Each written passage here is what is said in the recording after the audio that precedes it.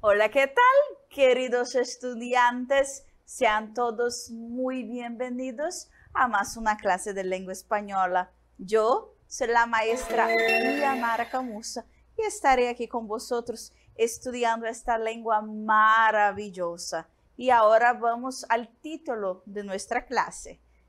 Aula 6, Língua Espanhola. Quem bien te quiere, bien te avisa. Objeto de conhecimento, heterosemânticos. E agora, para empezar a classe, vamos a nuestra duda. La duda de la classe de número 6.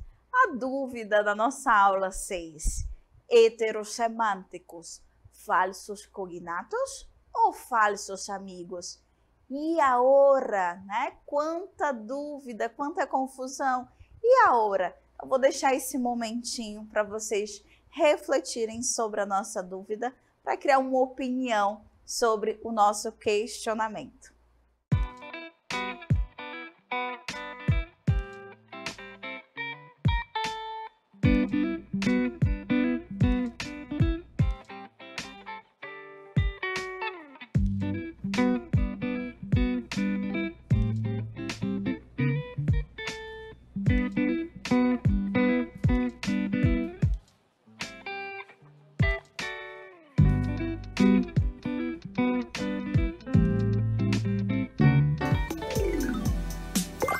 Momento do nosso tira dúvida. Então a nossa pergunta foi: heterosemânticos, falsos amigos, falsos cognatos. Quantos nomes, não é mesmo? E para nós iniciarmos esse momento tão especial, vamos prestar atenção na nossa tirinha aqui, né? Então aqui nós vamos ter uma tirinha com 3 momentos diferentes. Vamos ler comigo, meus amores. Então, no primeiro momento, né, no primeiro momento da nossa tirinha, nós temos a seguinte frase: Senhor, um rato, por favor. Observem essa imagem, tá? Primeira imagem, observem bem. Então, nós temos o nosso rapazinho, né, com a camisa da seleção brasileira. Ele chega em algum balcão de atendimento e a atendente fala para ele: Senhor, um rato, por favor. Gente, por aí, o que vocês acham que significa um rato? Será que é esse animalzinho aqui que está sendo indicado na imagem, que é o que o nosso protagonista da tirinha está imaginando? Será que é isso? No nosso segundo momento, la carne aqui está muy exquisita. Olha a cara de preocupação do nosso protagonista. Afinal, né, o cliente da mesa ao lado disse que a carne, ou seja, a carne está muito exquisita. E aí ele está olhando o prato dele e está tentando entender, será que essa carne está ruim? Será que essa carne está esquisita? Né? E no nosso terceiro momento, nós temos um local, um bar, então a gente percebe aí o garçom atendendo o outro cliente, e o garçom fala a seguinte frase: Queres ir de tapas? Gente, observem a expressão de assustado do nosso protagonista, porque ele pergunta se a pessoa quer ir de tapas. O que seriam essas 3 situações? Como a gente poderia explicar essas 3 situações? Quando eu digo, Senhor, um rato, por favor, eu estou pedindo um momento, né? Não estou pedindo um rato, esse animalzinho, não, tá? Não significa esse animalzinho. Eu só estou pedindo um momento, né? Então ele chega, ela está ali ocupada no computador e ela está pedindo que ele aguarde um momentinho. Então, rato significa momento. Quando ele diz que la carne aqui está muito exquisita, observem que no rosto do nosso personagem, ele não está chateado, ele está bem feliz. E sabe por que ele está bem feliz? Porque exquisita significa que a carne está saborosa, ela está gostosa. E quando ele pergunta, queres ir de tapas? Ele não está chamando aí o cliente para ir, né? Ir para porrada, não, tá? Não é uma cena aí de violência. Ele está só perguntando se o cliente quer comer aperitivos, se ele quer as entradas, né? Aí, quem sabe, um tipo de tapa é um tipo de aperitivo muito comum na região da Espanha. Então, dessa tirinha, o que a gente já pode concluir, né? Então, iniciando aqui o nosso conteúdo. Como el nombre ya dice, falso amigo ou falso cognato, ou heterosemântico, né? Que é lá a nossa dúvida inicial, hace referência a palavras que enganam, já seja por sua semelhança gráfica ou de pronunciação. Professor, o que seria isso? Quando a gente leu a nossa tirinha, em 3 momentos a gente teve, a princípio, uma ideia errada, né? A gente se enganou. As palavras nos levaram ao engano. Primeiro, a gente achou que havia um rato, né? Segundo, a gente achou que a carne estava estranha. E terceiro, a gente achou que as pessoas queriam partir para a briga. E no final, não era nada disso. São palavras semelhantes na sua grafia ou na sua pronúncia, né? Mas não nos levaram ao engano, não significavam aquilo. Ou seja, los heterosemânticos são palavras semelhantes, né? Aqui no nosso próximo momento. Eles são semelhantes em la grafia e em la pronunciação del português. Ou seja, tanto no português e no espanhol, aquela palavra, o heterosemântico, ele vai ter a grafia ou a pronúncia parecida, às vezes até igual, tá? Pero, ou seja, mas, tienen significados diferentes em cada língua. Foi o que a gente acabou de presenciar na nossa tirinha. Palavras iguais ou muito parecidas, mas com significados completamente diferentes. São conhecidos também, olha aí a nossa dúvida, como falsos amigos ou falsos cognatos. Afinal, heterosemântico, falso amigo e falso cognato são exatamente a mesma coisa. E agora vamos entrar no universo das palavras heterosemânticas, né? Então aqui nós temos várias palavras, né? Eu gostaria de apresentar para vocês o universo de los heterosemânticos. Na nossa primeira coluna nós temos palavras em espanhol, depois em português. E aqui nós temos em espanhol e em português. A primeira palavra fala pelirrojo. O que significa pelirrojo em português? Aí é um ruivo. Ok, ruivo.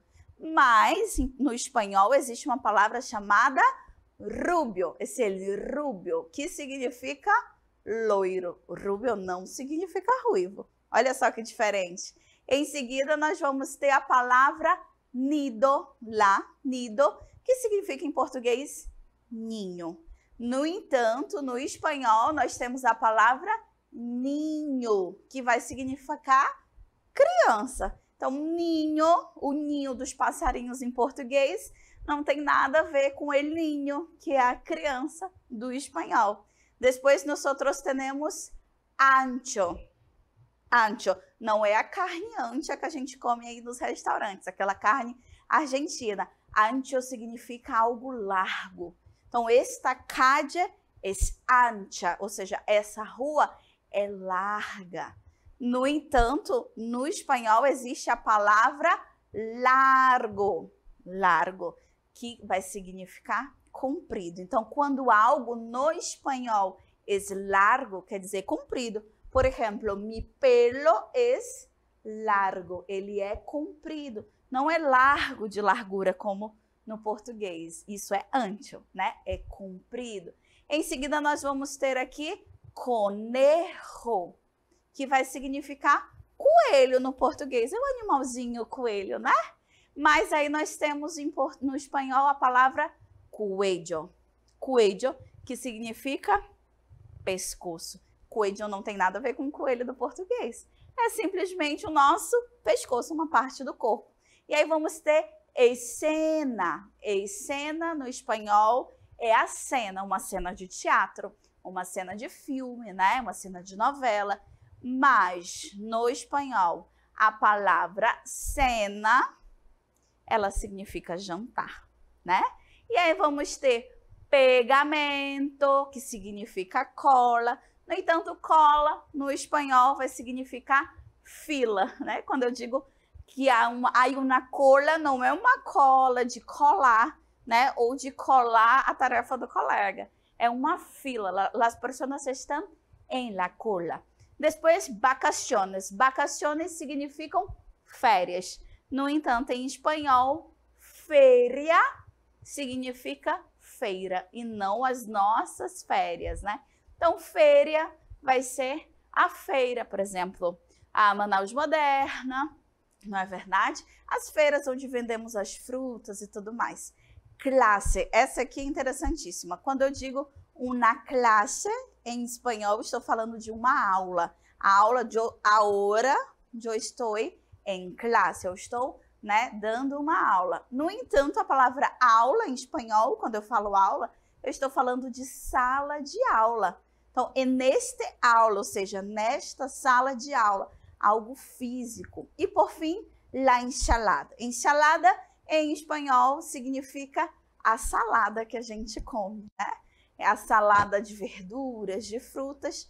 E no espanhol, quando eu digo salada, não é essa salada que a gente está imaginando. Significa que aquela comida está salgada, né? Vamos a alguns exemplos.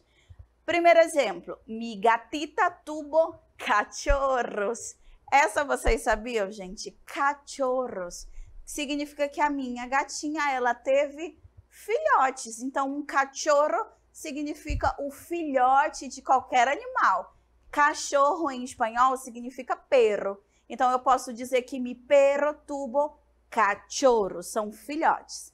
Llevar el presunto asesino a la comisaria. Então, levaram o suposto. Presunto aí é suposto, não é aquele que a gente come no nosso sanduíche, tá bom?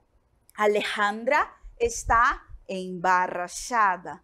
Ela não está com vergonha, né? Ela não está ali, né, envergonhada. Ela está grávida. Então, embaraçada é grávida.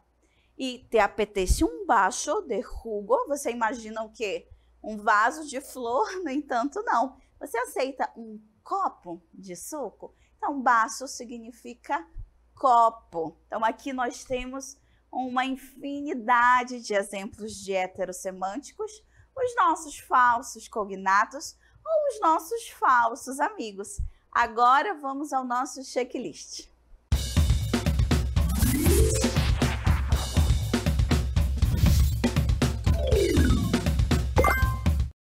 Checklist da nossa aula. Então, os heterossemânticos, os falsos amigos, os falsos cognatos. O que nós podemos aprender agora nesta aula, né? Que essas três nomenclaturas, elas estão fazendo referência à mesma classe de palavras. Os heterossemânticos, eles existem em todo e qualquer idioma, né? E no espanhol com o português, eles existem em abundância. Afinal, são duas línguas latinas, né? Vieram as duas do latim, então elas possuem muitas semelhanças. Mas é aqui, nesse momento, que a gente consegue observar que elas são completamente diferentes, né? Então, mesmo que sejam parecidas, elas são línguas diferentes. Então, aqui nos heterossemânticos, nós vamos encontrar palavras que possuem grafia e pronúncia semelhante, muito semelhante, ou até mesmo igual entre o português e o espanhol. E qual que é a diferença? Elas possuem sentidos completamente diferentes. Então, nós vimos isso durante os exemplos aí da nossa aula, que elas possuem, não é verdade, significados completamente diferentes. Isso é o que faz uma riqueza, a riqueza de uma língua. No português, nós utilizamos a nomenclatura falso cognato, já ouviram falar? Ou até o falso amigo, nós já ouvimos isso. O heterossemântico, ele é uma palavra assim mais própria do espanhol, mas ela existe, né? No dia a dia da língua portuguesa é mais fácil, é mais comum a gente ouvir o falso cognato.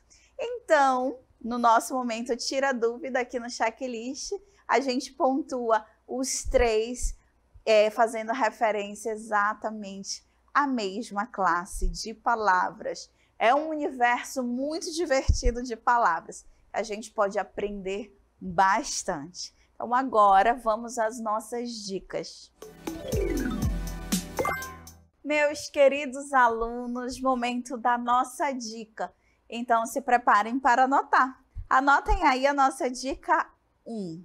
Então o que consta na nossa dica 1? Formas com que eu posso aprender as palavras heterossemânticas, né, professora? Como que eu vou saber o que significa de fato? Como que eu vou saber que isso é tão diferente do português, tem um significado diferente no espanhol? De que forma eu posso aprender isso? Hay que entrenar, ou seja, hay que treinar, gente. Hay que practicar, hay que hacer lecturas, hay que tomar apuntes, ou seja, você precisa estudar, praticar, ler, sobretudo ler. Mas, professor, eu não sei ler tudo em espanhol. Primeiro a gente precisa começar, né? A gente precisa começar, a gente precisa praticar, porque se nós não fizermos isso, a gente nunca vai avançar no idioma e, sobretudo, fazer anotações. Tudo aquilo que eu aprendo, eu anoto, né? Isso faz com que eu fique sempre praticando. E ter um dicionário disponível, espanhol-português. Um dicionário, ele vai ajudar muito, né? Físico ou virtual. Vocês precisam seguir esses pontos para desenvolver aí o nosso heterossemântico. E agora anotem aí a nossa dica 2. Aqui nós temos mais algumas palavras, alguns vocabulários, né? Para a gente treinar, praticar um pouquinho mais os heterossemânticos. Abrigo. O que vocês acham que é um abrigo em espanhol? Não é um lugar, não é um lugar onde a gente vai se abrigar, né? Significa nada mais nada menos que um casaco, né? Quando faz frio, nós ponemos um abrigo. Então, quando está frio, a gente coloca um casaco. E borracho? Que é uma pessoa borracha? É uma pessoa bêbada, tá? Então, não é a borracha de apagar, é uma pessoa bêbada. Cena. Cena não é uma cena de novela, não é uma cena de teatro, é jantar. É aquela refeição que a gente faz à noite. La cena. La cena foi às 8 da noite. Então, o jantar foi às 8 da noite. E doce. Doce, né? Parece um doce, aquele sabor tão agradável. Na verdade, é o numeral 12, né? La niña tiene 12 años. E esposas? Essa daqui causa sempre um reboliço. Esposas significam algemas, tá? Então, não são as esposas, não são as mulheres. Então, né? A esposa de alguém é uma mulher, la mujer de la persona, não é uma esposa. La fecha. Fecha não é fechar, não é o ato de fechar alguma coisa, é a data, né? La fecha de hoje, la fecha de la Navidad, ou seja, a data de hoje, a data do Natal. E graxa. Graxa não é algo engraçado, é uma gordura. Habitación. Habitación não é um lugar que a gente vive, uma habitação específica, é o nosso quarto, é a habitación. Inversión não é algo que está invertido, é um investimento que você faz. Jornal. Essa daqui é interessante. Jornal não é o jornal que a gente assiste, aquele é o periódico, tá? Aqui é a diária, né? Aquele salário que você recebe por diária. Por exemplo, uma diarista, ela trabalha e ela recebe por jornal. Ligar. Ligar não é ligar para uma pessoa no telefone. Isso aí significa chamar. Vai ser unir, vai ser ligar uma coisa a outra, unir algo. E mala. Mala não é a mala que a gente leva para viajar. É uma pessoa que é má. Uma pessoa mala é uma pessoa que é má, que faz maldade. Neto é líquido, é aquela medida de quantidade, tá bom? Medida líquida. Osso. Osso não é o osso do nosso corpo, é um urso. E prejuízo. Prejuízo é preconceito, né? Não é prejuízo. Rato, rato é um momento, esse daqui estava lá na tirinha do início da nossa aula, é um rato. Depois temos salada, que significa algo salgado. Taller, taller não é o talher que a gente vai comer, é uma oficina mecânica.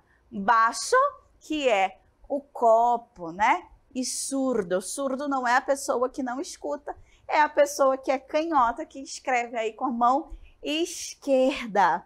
Então, essas foram as nossas dicas, né? E agora vamos ao encerramento da nossa aula.